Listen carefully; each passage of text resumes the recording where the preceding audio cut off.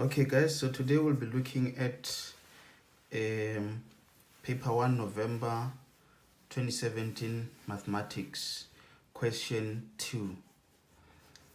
So we're given a statement on 2.1 and the statement reads as follows: given the following quadratic number pattern. So the pattern, as you can see, it's given. Our first term is 5, second term -4, third term -19, fourth term -40. So in this case, guys, from this statement, what's important is the fact that they've specified that the number pattern is quadratic. You know, you've got arithmetic, you've got geometric, and so on. But in this case, it was specified that it's quadratic number pattern, which makes our approach a bit easy because we already know where to start. In some instances, you might not be given the type of number pattern. So in that case, you'll first have to determine if the number pattern is arithmetic or geometric.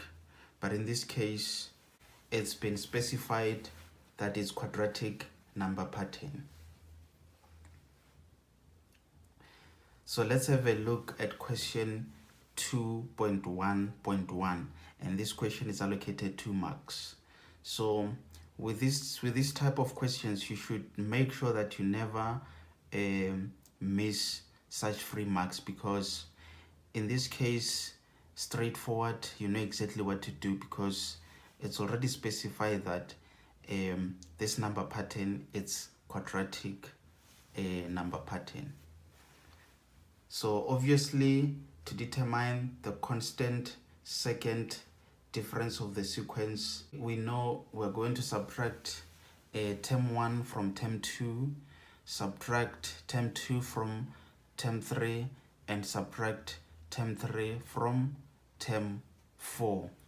So the only tricky part about this is that you need to be aware of those signs. So I always advise my learners to substitute whatever that's given in brackets, and then that's when you can do the subtractions. But if you decide not to put your terms in brackets, that's where you might make some minor mistakes. So okay, all right, I'll quickly show you how to approach this type of a question in order to avoid any possible mistakes. So our term 2 in brackets is -4, close bracket. You subtract your term 1, which is 5. Then it's equals to -9. And then you do the same for these 2 terms. We'll also do the same for these 2 terms.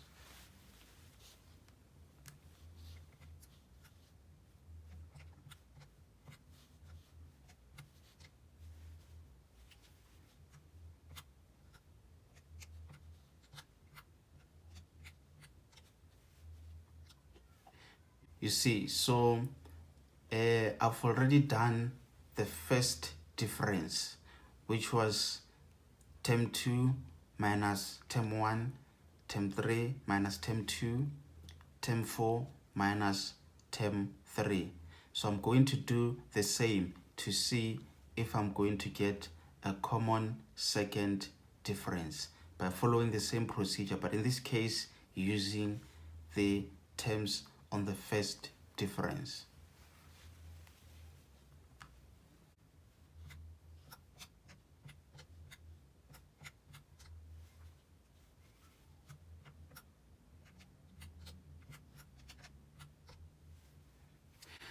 Okay, so you can see that on our second difference, that's where we have common difference.